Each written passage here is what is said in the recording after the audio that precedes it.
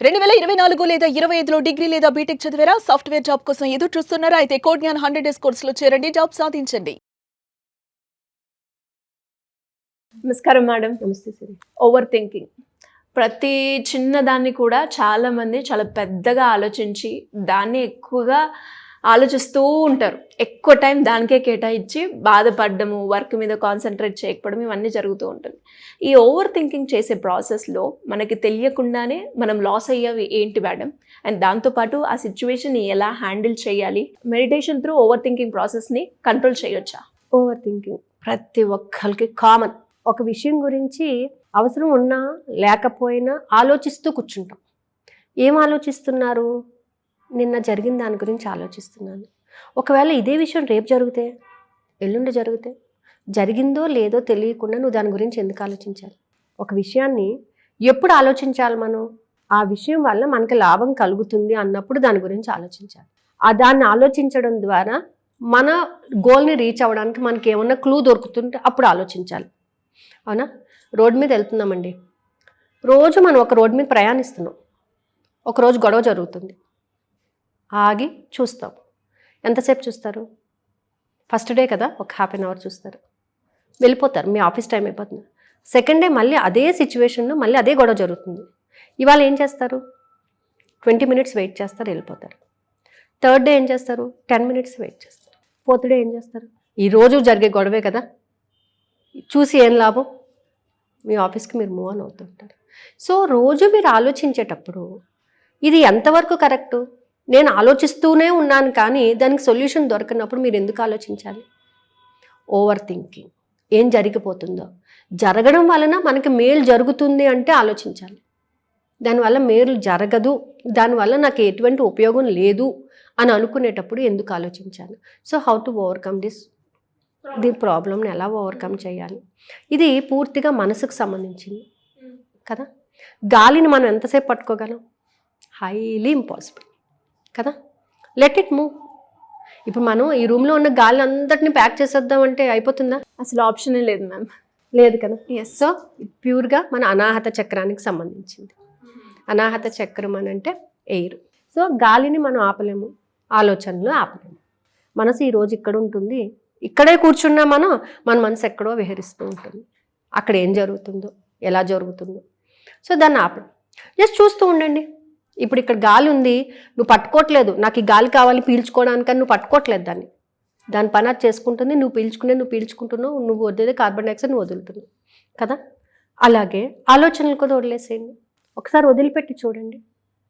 ఆపద్దు, ఆలోచనలు ఆపద్దు. జస్ట్ వాటిని గమనిస్తూ ఉండండి, వాటికి సాక్షిగా ఉండండి అంతే. అవి ఏం చేస్తున్నాయి? అవి ఇప్పుడు మీరు రోడ్డు మీద ఆగారు, అరగంట ఆగారు, అరగంటలో మీరు కొన్ని గమనించారు కదా. మీరు పట్టించుకోకుండా వెళ్ళిపోయినప్పుడు, మీరు ఆగినప్పుడు ఎవరో ఒకరు వచ్చి మీతో మాట్లాడి ఇలా జరిగింది అలా జరిగింది అని చెప్పారు. మీరు వెళ్ళిపోయినప్పుడు ఎవరు రాలేదే మీ దగ్గరికి, మిమ్మల్ని ఆపలేదే. ఇది ఇక్కడ కూడా అదే జరుగుతుంది. మీరు థింక్ చేసినంతసేపు కూడా, దాని గురించి మీరు ధ్యాస పెట్టినంతసేపు కూడా అది మిమ్మల్ని డిస్టర్బ్ చేస్తుంది. మీరు ధ్యాస పెట్టకుండా అలా చూస్తూ ఉండండి. జస్ట్ దాన్ని ఏమి కదపద్దు, దాన్ని ఏం పెంచేయద్దు. జస్ట్ అలా చూస్తూ ఉండండి. కొద్దిసేపటికి ఏమవుతుంది? అది కామ్ డౌన్ అయిపోతుంది. ఒక గొడవ జరుగుతుంది, చూస్తూ ఉండండి. అలాగా ఒక పిల్లవాడు ఏడుస్తున్నాడు, సంధాయించినంతసేపు సంధాయించినారు, వాడు వినటం లేదు. ఏం చేస్తాము? Wait and see. ఎంతసేపు ఏడుస్తాడు? మనం పట్టించుకున్నంతసేపు వాడు ఏం చేస్తాడు? నాకు ఇది కావాలి, నాకు అది కావాలి, నాకు అలా కావాలి, నాకు ఇలా కావాలి అని అంటాడు. మనం పట్టించుకున్నప్పుడు ఏం చేస్తాడు? He never ask anything, he never argue anything. సింపుల్గా కాసేపు ఏడ్చుకొచ్చుంటాడు. థాట్స్ కూడా అంతే. ఆలోచనని ప్రెస్ చేయొద్దు, ఆపద్దు. జస్ట్ వాటిని వాచ్ చేయండి అంతే. ట్రైన్లో వెళ్తున్నాం, వచ్చేవన్నీ వాచ్ చేస్తున్నాం అంతే. వస్తున్నాయి, వెళ్ళిపోతున్నాయి అవి కదా. అయ్యో వెళ్ళిపోయిందా, అక్కడ ఏం జరిగిందా అని మనం చూడటం లేదు. ఇక్కడ కూడా అంతే. మెడిటేషన్లో కూడా జస్ట్ వాచ్ అండ్ సీ. ఆలోచన ఎంతసేపు నీ దగ్గర ఉంటుంది? నువ్వు పలకరించినప్పుడు పలకరిస్తుంది, నువ్వు పలకరించకపోతే అది వెళ్ళిపోతుంది. సో ద బెస్ట్ వే ఏంటంటే సైలెన్స్గా కూర్చొని ఆలోచనలు గమనించడం మొదలుపెట్టండి.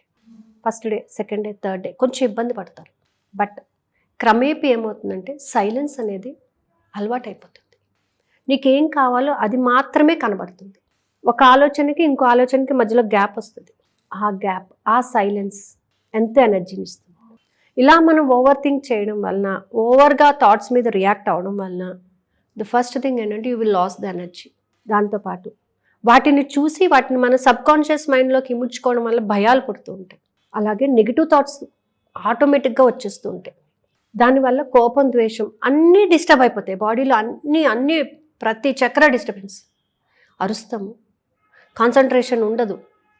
ఒకటి చేయాల్సిన పని మీద కాన్సన్ట్రేషన్ లేక ఇంకొక పనిని ఇంకో విధంగా మనం చేయడం జరుగుతుంది. Who will be the racer? తప్పు ఎవరిది? మనదా? థాట్స్దా? పూర్తిగా మనది.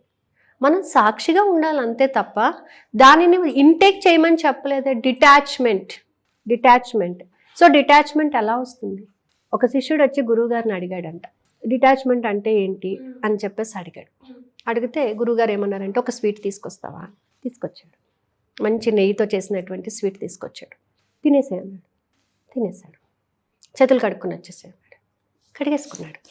చేతికి అంటుకున్న నెయ్యి పోయింది, అయిపోయింది. స్వీట్ తిన్నావు కదా, ఇప్పుడు ఆ స్వీట్నెస్ని తీసే అన్నాడు. దీన్ని కడిగినంత ఈజీగా స్వీట్నెస్ని తీయలేడు. ఇది ఇక్కడ డిటాచ్ అయిపోయింది. ఇక్కడ ఏమైంది? అటాచ్ అయిపోయింది. So you enjoyed the sweet. Okay, sweet తిన్నాను, అయిపోయింది. లోపలికి వెళ్ళిపోయింది, అరిగిపోయింది అనుకున్నప్పుడు డిటాచ్మెంట్ స్టార్ట్ అవుతుంది. త్రూ అవుట్ ద 24 hours నాకు అదే స్వీట్నెస్ ఉండాలి అని అంటే ఉండదు. Highly impossible. అటాచ్మెంట్ అప్పుడు. సో ఎంతైతే థాట్స్కి మనం డిటాచ్ అవుతూ ఉంటామో అంతగా లోపలికి ఎదగడం జరుగుతుంది. సో ప్రతి థాట్కి మధ్య వచ్చే gap, the silence is the powerful silence. It gives you the energy. గమనించండి, ఫస్ట్ థాట్కి సెకండ్ థాట్కి ఎంత గ్యాప్ వచ్చింది? 2 minutes. 2 minutes ఈజ్ చాలా ఎనర్జీ. క్రమేపీ ఏమవుతుందంటే ప్రతి ఆలోచనకి గ్యాప్ పెరిగిపోతుంది. ఫస్ట్లో చాలా క్లోజ్, క్రమేపీ గ్యాప్ అనేది పెరుగుతుంది. ఈ గ్యాప్ ఏదైతే పెరిగిందో, ఆ సైలెన్స్ ఏదైతే పెరిగిందో, అది నిన్ను ఎదగడానికి, నీ గోల్ని నువ్వు రీచ్ అవ్వడానికి, నీకేం కావాలో తెలుసుకోవడానికి దారి చూపిస్తుంది అన్నమాట. సో ఓవర్ థింకింగ్ అనేది ఏంటంటే ఇట్స్ ఆల్ అన్ని మన చేతిలోనే ఉంటాయి.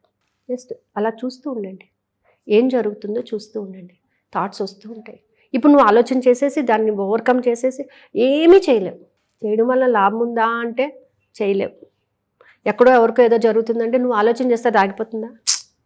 Wait and see. జరిగేది జరుగుతుంది. నీ ఆలోచన నియంత్రణలో పెడితే ఏదో ఒక మంచి ఆలోచన అక్కడికి నీకు రావచ్చు, ఏదో ఒక సోర్స్ దొరకచ్చు. బట్ నువ్వు ఓవర్ థింక్ చేయడం వల్ల అది దొరకదు. బట్ ఓవర్ థింకింగ్ని ఓవర్కమ్ చేయాలంటే meditation is the best process. And just you are the సాక్షిగా అక్కడ మనం ఉండి ఆ థాట్స్ని అలా గమనిస్తూ ఉంటే అవి తొందరగా వెళ్ళిపోతాయి. ఓకే, మేఘాలు ఆకాశం దగ్గర ఉన్నాయని ఆకాశం వెళ్ళి మేఘాలను టచ్ చేస్తుందా? అవి వెళ్ళిపోతున్నాయి అలాగా, అక్కడ ఏమి ఉండటం లేదు అవి. సో గమనించండి ఎంతవరకు అటాచ్ చేసుకుంటున్నాం. మనం రివర్లో వాటర్ వస్తుంది, ఒక చోట టచ్ అయిన వాటర్ మళ్ళీ అదే వాటర్ మనకు రావటం లేదు. వాటరే కానీ అదే ఎనర్జీతో రావటం లేదు, మారిపోతుంది. ఆ ఫ్లో ఆఫ్ వాటర్, టైం, ఇందాకున్న సెకండ్ ఇప్పుడు లేదు, ఇందాకున్న దాని యొక్క ఫ్రీక్వెన్సీ ఇప్పుడు లేదు. మరి ఇంత దానికి నువ్వు ఓవర్ థింకింగ్ చేయాల్సినటువంటి అవసరం ఏముంది? Just watch and see. అలా వాచ్ అండ్ సీ చేస్తూ ఉంటే మెడిటేషన్లో ఇన్డెప్త్ మనం వెళ్ళగలం. మన గోల్స్ని రీచ్ అవ్వడానికి కావాల్సిన దానిని మాత్రం మనం, అంటే ఈ ఓవర్ థింకింగ్ అనేది కూడా ఏంటంటే మన గోల్ని రీచ్ అయ్యేటప్పుడు వివిధ రకాలైనటువంటి భావాలు, ఆలోచనల ద్వారా కూడా ఓవర్ థింకింగ్ అనేది వస్తుంది. ఓకే, డబ్బు సంపాదించాలండి, నేను ఒక్క పెద్ద కోటీశ్వరాలను అయిపోవాలి. ఇందులో ఈ భయాలు, అమ్మో ఎలా అవుతాను, ఎప్పుడు అవుతాను, ఎవరి ద్వారా అవుతాను, ఎక్కడి నుంచి వస్తుంది, ఒకవేళ అవ్వకపోతే, ఇవన్నీ మనం పెట్టుకున్నవే. నీ గోల్ ఏంటి, నువ్వేం అవ్వాలనుకున్నావో దాని మీద ఫోకస్ చేయి. అది ఎలా వస్తుంది, ఏం జరుగుతుంది, వెయిట్ అండ్ సీ. సో మరి ఎవరైనా కూడా మెడిటేషన్కి సంబంధించి క్లాసెస్లో జాయిన్ అవ్వాలి అంటే ఎలా ఉంటుంది? సో కింద స్క్రోల్ అవుతుంది నెంబర్ని కాంటాక్ట్ చేస్తే they will give the information about the classes. A classes ఎప్పుడు జరుగుతున్నాయి, ఏ టైమింగ్స్ జరుగుతాయి, వాళ్ళ ఇన్ఫర్మేషన్ ఇస్తారు. Thank you ma'am, thank you so much.